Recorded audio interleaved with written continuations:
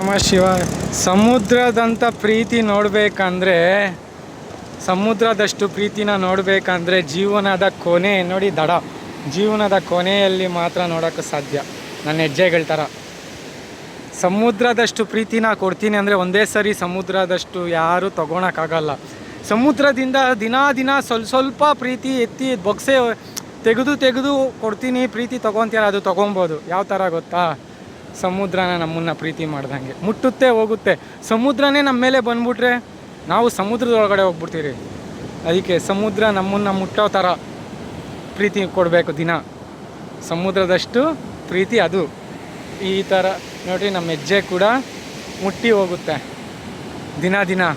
ಆದರೆ ಮಿಗಿಲೋದು ಜೀವನದ ಕೊನೆಯಲ್ಲಿ ಮಾತ್ರ. ನೋಡಿರಿ, ಬಂದರು, ಮುಟ್ಟಿದ್ರು, ಹೋದರು.